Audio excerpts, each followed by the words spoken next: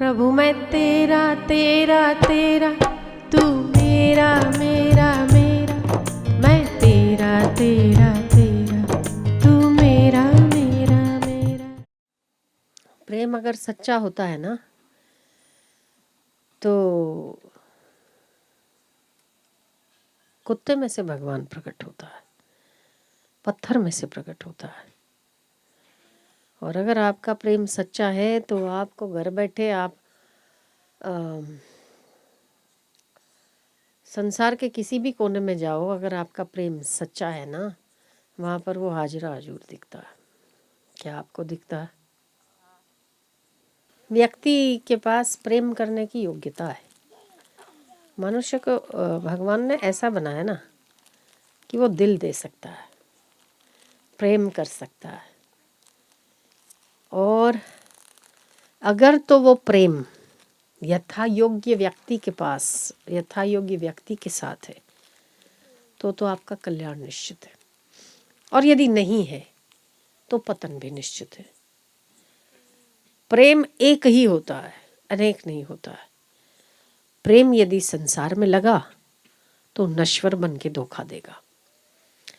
प्रेम यदि किसी हाड़ मास में लगा तो विवाद बन के क्लेश होगा। प्रेम यदि धन में लगा तो धन की बर्बादी पर रोना होगा।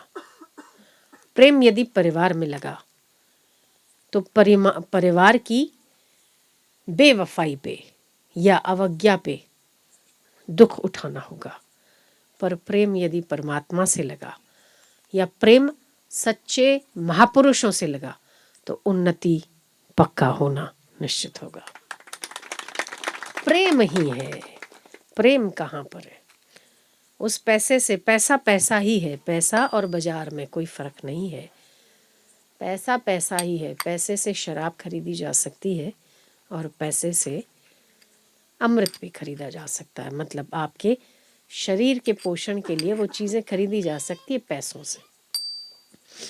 शराब खरीद के शरीर की बर्बादी करना या नारियल का पानी लेके और पी के अपने शरीर को ठंडक पहुंचाना, मर्जी आपकी है। ऐसे ही प्रेम है। उससे आप क्या खरीद रहे हो? उस प्रेम से क्या भगवान को खरीद रहे हो? तो सारा जहान आपका है। और यदि आप किसी वस्तु, व्यक्ति, विशेष को खरीद रहे हो तो सावधान होना पड़ेगा, क्योंकि व्यक्ति, वस्तु, स्थिति धोखा देने के गुण वाली होती है, परिवर्तनशील होती है, साथ न निभाने वाली होती है। अगर ये संसार, कहते ना, संसार परिवर्तनशील है, टिका रहता, आप उन सभी चीज़ों को टिकाने की और अपने पास रखने की कोशिश में लगे रहते हैं जो आपको पसंद होती है। ठीक है ना? आप चाहते हैं कि वो ज़्यादा से ज़्यादा मेरे पास रहे, वहाँ हो ना हो, बन्यो रहो। अगर तो आप ऐसे के ऐसे बने रहते ना तो परेशान हो जाते। संसार परिवर्तनशील है, इसीलिए मजा है। अगर समय ना बदलता, सुबह की सुबह ही रहती और 24 घंटे सुबह रहती तो मजा आती क्या आपको? हैं? સવારને સવાર જ રહે, 5 વાગ્યાનો ટાઈમ રહે, નહાવાનું 5 વાગ્યાનો આપું જો કોન્સ્ટન્ટ રહે તો મજા આવે ना? 12 का 12 अगर 12 ही कांस्टेंट रहता तो मजा आती नहीं। रात होती और रात ही रात चलती रहती तो क्या ठीक रहता? नहीं लगता। मजा तो तब भी नहीं आता। वो परिवर्तनशील है तभी रात दोपहर दिन है। वो परिवर्तनशील है तभी सुबह दोपहर शाम है। वो परिवर्तनशील है तभी हम जीवित हैं। अगर वो परिवर्तनशील ना होते तो हम भी देखने लायक ना होते। हकीकत है। ऐसे के ऐसे बच्चे बने रहते। वो परिवर्तन होता है तब तो आप जवान होते हो। परिवर्तन होता है तभी तो आप वृद्ध होते हो। परिवर्तन होता है तभी तो बालक बुद्धि से आप जवानी की बुद्धि में प्रवेश करते हो। आम बच्चा ने बच्चा रहे तो आखी दुनिया में बच्चा बच्चा हो જોઈએ। પછી મોટું મગજ एक बीजा ने मारी कूटी ने एक बीजा ने झगड़ा करी ने एक दूसरे के खिलौने लेके रोते रहते थे। परिवर्तन अगर नहीं होता तो आप जवान भी नहीं होते। परिवर्तन नहीं होता तो आप ईश्वर के रास्ते आगे बढ़ने की बुद्धि कहाँ से लाते? बच्चों को तो नहीं होती, वो तो बालक बालक मन है। तो परिवर्तन है तभी ये दुनिया जीवित है, परिवर्तन है इसीलिए हम खुश हैं। तो परिवर्तन से घबराना नहीं चाहिए, परिवर्तन होता है उसका। कई लोग मन से भी बड़ा परेशान हुए। आज सुबह मुझे किसी ने सवाल किया कि ध्यान में बैठते ना तो बहुत अच्छा लगता है, और ऐसा लगता है कि बस यही दुनिया है, थोड़ा सा ध्यान से उठे नहीं और सारी तू मैं सारे आके संसार की सारी चीज़ें हमें ही जैसे चिपक जाती है, उस फिर मज़ा नहीं आता। कांस्टेंट तो आप ध्यान में भी नहीं बैठ सकते। कितने घंटे बैठोगे? 1 2 4 5 6 7 10 उठोगे तो, अगर उठोगे और वैसे का वैसा हुआ तो परिवर्तन, समय में परिवर्तन है, काल में परिवर्तन है, परिस्थितियों में परिवर्तन है, आपके मन की वृत्तियों में परिवर्तन है, पर उससे जो दिखता है उसमें परिवर्तन नहीं है ना। मैं ध्यान में बैठा था तो मुझे बहुत अच्छा लगा, ध्यान से उठा मुझे अच्छा नहीं लगा। अच्छा लगा या अच्छा नहीं लगा, दोनों ही अवस्था में आप तो मौजूद थे ना, थे कि नहीं थे? थे ना। मुझे बहुत अच्छा लगा, હું ધ્યાનમાં બેઠો ને મને બહુ સારું લાગ્યું, હું સત્સંગ સાંભળતો તો મને બહુ ગમ્યું, પણ સત્સંગથી ઊભા થઈને બહાર જઈએ ને એટલે બધા લોચા બધું આ બધું सब મગજમારી बहुत है। तो मगजमारी थी तब, और जब शांति थी तब, सत्संग में थे तब, और सत्संग से बाहर गए तब, ध्यान में थे तब, ध्यान से बाहर गए तब, दोनों ही अवस्था में आप तो वही के वही हो। तो किसी के पीछे मत पड़ो, परिस्थिति वही की वही रहे जरूरी नहीं, परिस्थिति या ध्यान आपकी समाधि लंबे समय तक चले वो जरूरी नहीं, पर मैं उस मैं में अगर टिकोगे तो परिस्थिति रही तो क्या, बदली तो क्या, ध्यान अच्छा लगा तो क्या, बुरा लगा तो क्या, आपका ध्यान सदैव अपने परमात्मा पे होगा तो परिस्थितियां कैसी भी आए कोई फर्क नहीं पड़ता, आपका ध्यान वहां होना चाहिए। हमारा ध्यान कहाँ है?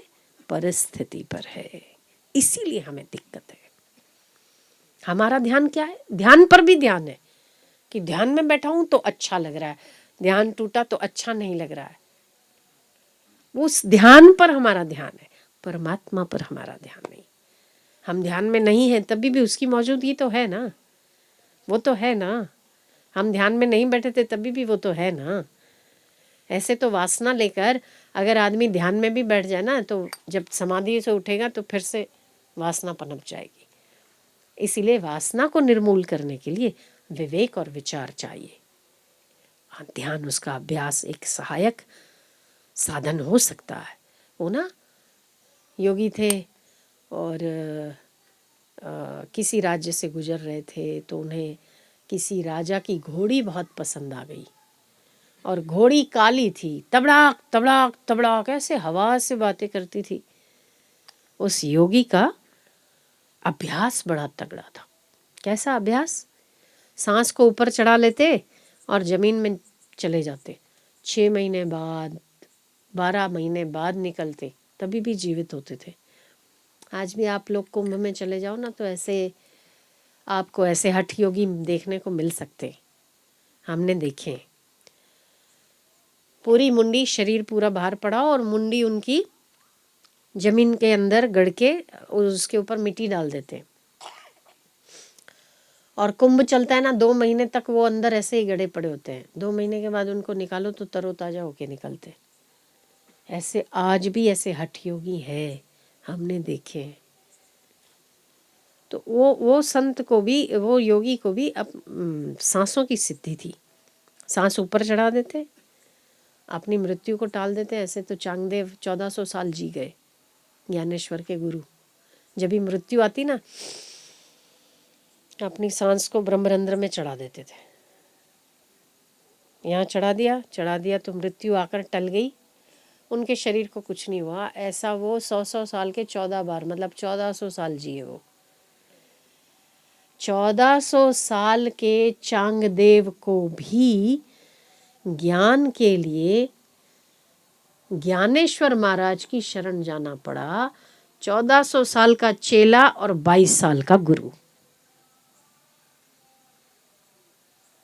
1400 साल का चेला और 22 साल का गुरु। तो गुरु चेला उसके चरणों में बैठा है कि महाराज 1400 साल जिया हूं पर अभी तक ऐसा नहीं लगा कि मैंने कुछ कार्य किया है, तृप्ति सी नहीं हो रही है। खैर, हम अभी हठ योगी की बातें कर रहे थे। हठ योगी के पास अपने सांस को रोकने की कला होती है। सिर चढ़ा देते और ज़मीन में गड़ जाते।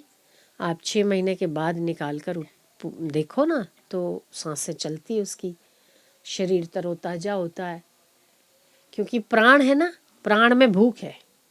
आपकी सांस चल रही है तो आपको भूख भी लग रही है, प्यास भी लग रही है। शरीर की दिनचर्या एज इट इज़ रहती है। जब आप प्राणों को अपने ब्रह्मरंध्र में चढ़ा देते हैं तो आपको भूख प्यास नहीं लगती। ऐसे कई और लोगों को भी हम जानते हैं, जो लोग अमरकंटक में कुछ साल पहले मेरा जाना हुआ था, तो मुझे एक बर्फानी महाराज करके एक थे, लंबी सी दाढ़ी थी, उनकी उम्र होगी करीब 125 साल। और 125 साल की उम्र में वो 80 आसन करते थे। आप 8 आसन भी नहीं कर सकते, वो 80 करते थे। तो मैंने उनसे पूछा कि आप बर्फ़ में रहते हैं, आपकी उम्र इतनी ज़्यादा है, क्या आपको ठंड और सर्दी वर्दी नहीं लग जाती, जुकाम वकाम नहीं लग जाता? बोले नहीं, हम ऐसा कर लेते हैं ना अपने शरीर को प्राणायाम करके कि हमारे तो इतनी बर्फ़ में 0 डिग्री टेम्परेचर पे पसीने छूटते। 0 डिग्री टेम्परेचर पे पसीने छूटना मतलब बहुत बड़ी बात है, बहुत बड़ी। अच्छा, कुछ करते हैं वो ऐसा, कोई ऐसा यौगिक क्रियाएं होती है, मुद्राएं भी बहुत सारी होती है। हम बच्चे थे ना, छोटे, तो हमें बहुत सीखने का बड़ा शौक था। खेचरी मुद्रा आनी चाहिए, अश्विनी मुद्रा आनी चाहिए, लघिमा मुद्रा आनी चाहिए, सब मुद्राएं 18 प्रकार की सिद्धियाँ मुद्राएं, वो मुद्रा सिद्ध हो जाती है तो आप योगी माने जाते हैं।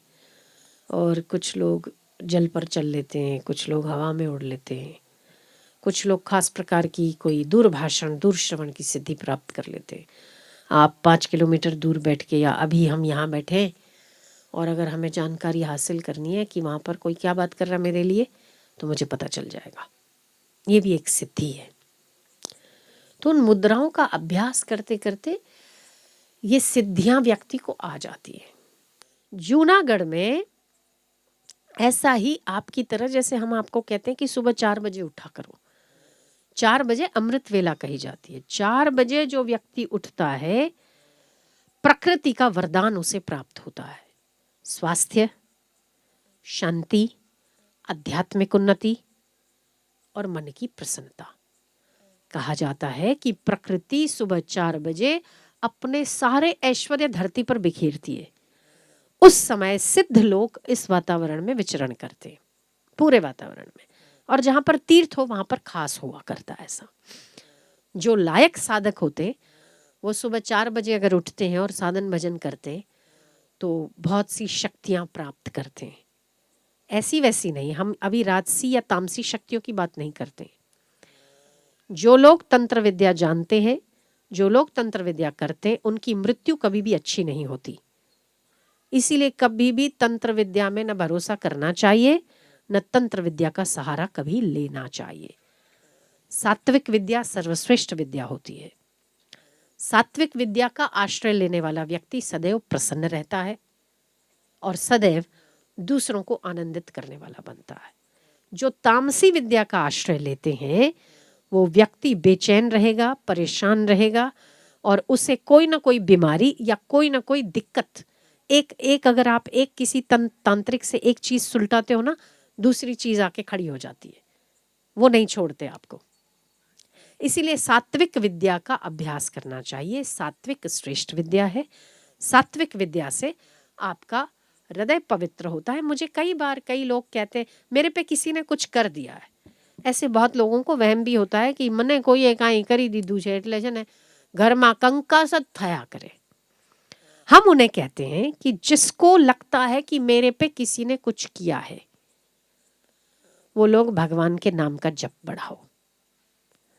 मेरा एक ही सवाल है उन लोगों से, भूतनी ताकत वधारे के भगवाननी ताकत वधारे? आखिर सभी भूतों को नियंत्रित तो भगवान ने किया है ना, शिव ने किया है ना। सारे भूत और गणों को नियंत्रित किसने किया है? शिव जी ने किया है ना। तो भगवान की ताकत वधारे कि भूतों की ताकत वधारे? अगर आप भगवान का भजन करते हैं तो भूतों की ताकत ऐसी की तैसी हो जाएगी, भगवान की ताकत उससे ज्यादा बढ़िया है, ज्यादा श्रेष्ठ है। इसीलिए ईश्वर पर भरोसा करना चाहिए। तामसी विद्या का आश्रय लेने वाले व्यक्ति का परिवार कभी सुखी नहीं रहता। इसीलिए सात्विक विद्या, परमात्मा का भजन का आश्रय लेना चाहिए। खैर, तो ब्रह्म मुहूर्त में उठने वाले व्यक्तियों की ताकत और शक्ति बहुत प्रखर होती है।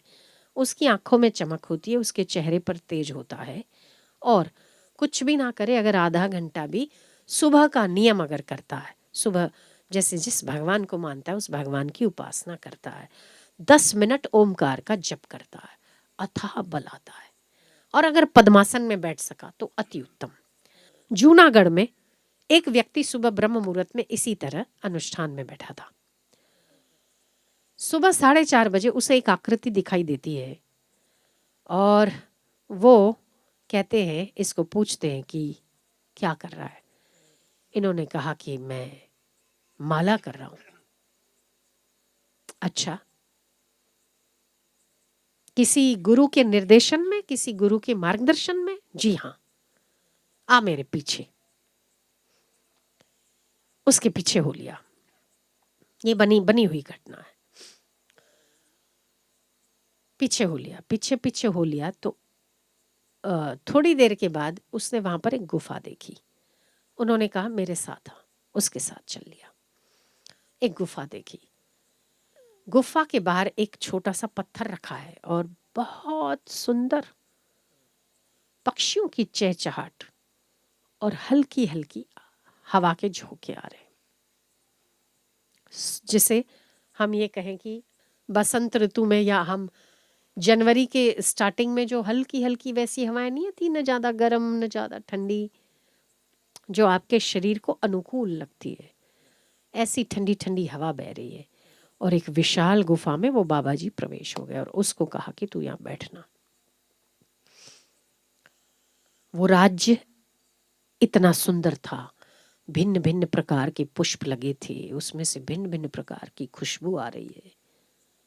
कभी न देखे हुए ऐसे फूल वहां पर थे। पास में एक सुंदर शीतल नदी बह रही है जिसका जल मैला नहीं है, पर अगर आप शक्ल देखते हो तो आपका चेहरा दिखता है। इतनी साफ सुथरी नदी थी। वो अंदर से एक पत्ते में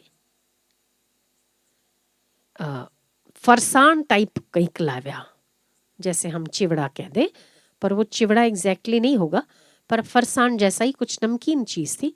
उन्होंने पूछा तुझे मीठा पसंद है या तुझे तीखा पसंद है? उसने कहा कि मुझे तीखा पसंद है। वो फरसान लाते हैं और उसको हाथ में देते हैं और कहते हैं कि उतना ही लेना जितना खा सकता है। अगर ज्यादा लिया तो, बहुत स्ट्रिक्ट आंखें और स्ट्रिक्ट हाथ थे, ज्यादा मत लेना, अगर ज्यादा लिया, हाँ महाराज। ऊंचा ऊंचा शरीर था, लंबी लंबी दाढ़ी थी, स्ट्रिक्ट चेहरा था, आंखें उज्जवल थी। ऐसे व्यक्तित्व के आगे ज्यादा बोलना शायद किसी को भी शोभा भी नहीं देता और हिम्मत भी नहीं होती। ठीक महाराज। अब उसे लगा जो उन्होंने दिया था ना, वो आपके एक हाथ जितना होगा, एक हाथ में आ जाए उतना। उसको लगा આટલું તો છે ને, આટલું તો ખવાઈ જાય હવે, ને અમે આપણે ખાઉધરા હોઈએ તો એમ જ આવે વિચાર કે હવારના હેડ્યા છીએ, થોડું ખાઈ લઈએ ને થોડું ઓવર ખાઈ લઈએ શું વાંધો આવે? પણ ખાવાથી લોકો જલ્દી મરે, હા, ન ખાવાથી ઓછા મરે। વધારે खा खा कर जल्दी मरी जवाए। खैर, इतना सा था, उतना ही लेना जितना तुझे आवश्यक है, आवश्यकता से ज्यादा मत लेना, उसने क्या किया, जितना दिया उतना उन्होंने खाना शुरू किया। अब वो क्या चीज थी, वो योगियों का ही भोजन होगा। उसने 2 ग्रास खाए और उसका पेट भर गया। 2-3 ग्रास खाया और उसका पेट भर गया। अब उसने सोचा कि इसका क्या करूं। उसने क्या किया, किसी ने नहीं देखा, उसने इस हाथ से लिया और नदी में वो पत्ते के सहित बहा दिया। थोड़ी देर हुई, 5-10 मिनट हुई, वो आए और उसने पूछा कि, उसकी आंखों में देखा और पूछा, खा लिया? उन्होंने कहा हाँ। उसने कहा हाँ, खा लिया? हाँ। तूने जितना मैंने दिया था उतना सारा खा लिया? या उस मूर्ख को ये समझ नहीं आया कि 3 बार पूछा जा रहा है, एक बार में उन्हें जवाब से संतुष्टि नहीं हुई होगी, इसलिए 2 बार और पूछा। वैसे भी श्रेष्ठ महापुरुषों के आगे झूठ नहीं बोलना चाहिए। डॉक्टर के आगे रोग छुपाना, वकील के आगे अपना केस छुपाना और संतों के आगे अपने दिल की बात छुपाना अपने आप का विनाश करना है। अगर रोगी डॉक्टर से रोग छुपाएगा तो ठीक नहीं होगा, वकील से अगर केस छुपाएगा तो वकील लड़ नहीं पाएगा, और संतों से अगर बात छुपाएगा तो हृदय शुद्ध नहीं हो पाएगा। इसीलिए तीनों के आगे खुला हृदय होना चाहिए। खैर, उसने कहा मैंने खा लिया। तीसरी बार पूछते हैं कि जितना मैंने दिया था वो सारा का सारा? या इसने कहा जी। उन्होंने कहा आंखें बंद कर। उसने आंखें बंद की। जब आंखें खोली तो वहीं पड़ा था जहां से वो चला था। अब उसके बाद वो खूब रोया। जब वो वहां पहुंचा तब उसने देखा कि मैं शनिवार को गया था और जब मैं वापस आया हूं तो मंगलवार था। जब वो चला था तब शनिवार था। और ये 2-3 घंटे की घटना होगी। यहां से वहां तक जाने में आपको कितनी देर लगती है? 1 घंटा, 2 घंटा, 3 घंटा, 4 घंटा, पूरे दिन तो नहीं लगते। और बेई ने चवाणू खाम કેટલી વાર? 15 मिनट। पर जब वो वापस आता है तो उसको पूरे 3 दिन बीत चुके होते हैं। रवि, सोम और मंगलवार दोपहर को वो वहां पर था। तो हम जो शास्त्रों में पढ़ते हैं ना कि योगियों का अपना एक दुनिया होती है, मनुष्यों का 1 साल तो देवताओं का 1 दिन, ऐसे ही योगियों का भी ऐसा होता है। तो हमारे तो कुछ पल होते, हमारे तो बहुत बहुत दिन होते हैं, उनके कुछ पल ही होते हैं। कहने का मेरा तात्पर्य ये है कि इस संसार में एक नहीं अनेक सिद्धियां हैं। अगर उस एक के लिए यत्न करोगे तो उड़ने की सिद्धि पाली तो क्या पशु पक्षी नहीं उड़ते? पक्षियां उड़ते ही है ना। अगर नदी पर चलने की सिद्धि पाली पानी पर तो मछलियां भी तो तैरती है, क्या बड़ी बात है। नावड़ियां भी चलती है। 1 रुपए का काम तो किया सिद्धि पाके, एक काम, 10 रुपए में इधर से उधर है, क्या बड़ी बात है। 10 रुपया तो तुमने इतने साल लगा दिए केवल 10 रुपए की सिद्धि के लिए। इसलिए ईश्वर प्राप्ति का यत्न करना चाहिए। और जो साधक हैं, जो लोग ईश्वर अपना कल्याण चाहते, उन लोगों को इस बात का ख्याल रखना चाहिए कि हमारा मन किसी भी स्वाध्याय श्रवण से मन मैला और नीचे तो नहीं आ रहा। अगर नीचे आता है तो उसका त्याग करके अपने आप को सत्कर्म में, सत्शास्त्र पठन और सत्संग के श्रवण में लगाना चाहिए। हर कर्म के बाद कर्म का अंत, दिन का अंत भागवतमय होना चाहिए। भागवतमय यही है कि मन को, इंद्रियों को, बुद्धि को, कार्यों को और जगत को सत्ता देने वाला एक व्यक्ति है। उसे व्यक्ति की कैटेगरी में नहीं गिना जा सकता, पर एक ही वो है जिसकी सत्ता से समस्त जगत चलता है। आप, हम, आपकी बुद्धि, आपकी आंखें, आपकी इंद्रियां, आपका मन, सब उस एक की सत्ता से चलता है। जब उस एक की सत्ता से चलता है तो उससे भिन्न कुछ है ही नहीं। जब उससे कुछ भिन्न नहीं तो हम भी वही हैं। और वो भी वही है। ये समझकर कार्य करने वाला व्यक्ति कुछ करे या कुछ ना करे तभी भी वो परमात्मा में है। अगर कुछ करता है तब भी, कुछ नहीं करता है तब भी। अभी आपने गाया तभी भी आप परमात्मा की सत्ता से गा रहे थे, है ना। उसकी सत्ता ना होती तो आपका शरीर चलता नहीं। उसकी सत्ता से आपने बहस की, उसने बुद्धि दी, तब आपने एक दूसरे को वाद विवाद किया। तो इसका मूल स्रोत कौन है? परमात्मा है। तो प्रत्येक कर्म में परमात्मा को साक्षी रखकर करने वाले का कोई भी कर्म परमात्मा की बंदगी से रहित नहीं होता। आप जो कुछ कर रहे हैं उसमें आप ध्यान रखिए कि वो परमात्मा के द्वारा दी हुई सत्ता के कारण हो रहा है। आगे भी वही है, पीछे भी वही है, उस जो कर रहा है उसमें भी वही है।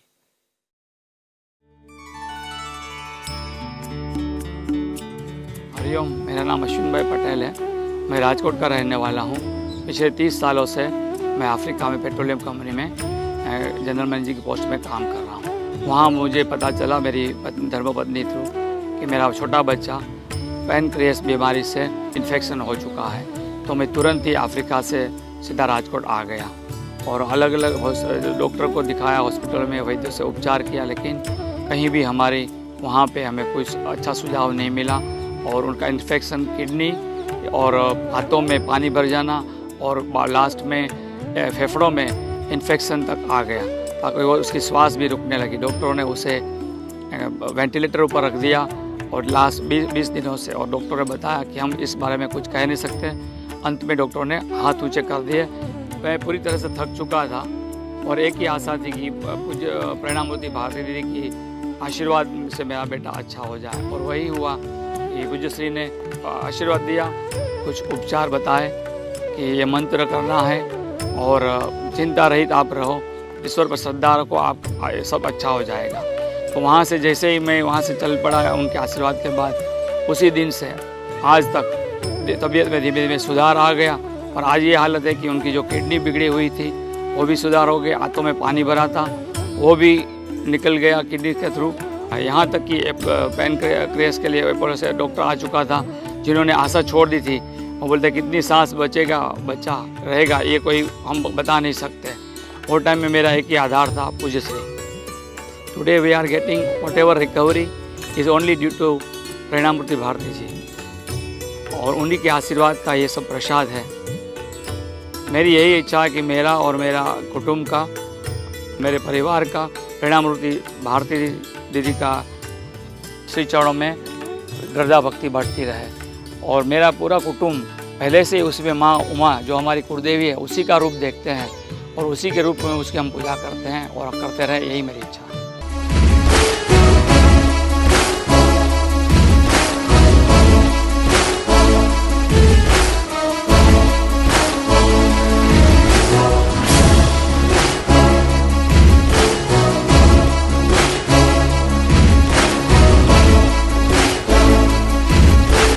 दोस्तों, आजकल आप ऑनलाइन मस्तीशाला देख रहे हैं ना? अगर नहीं देख रहे हैं तो ज़रूर देखें। इसके थ्रू आप अपने भारतवर्ष के गौरवशाली इतिहास को जान पाएंगे। इसके अंदर और भी कई महत्वपूर्ण जानकारियां हैं जिनको जानकर आपको बहुत अच्छा लगेगा। तो बस आप देखिए, अपने बच्चों को दिखाइए।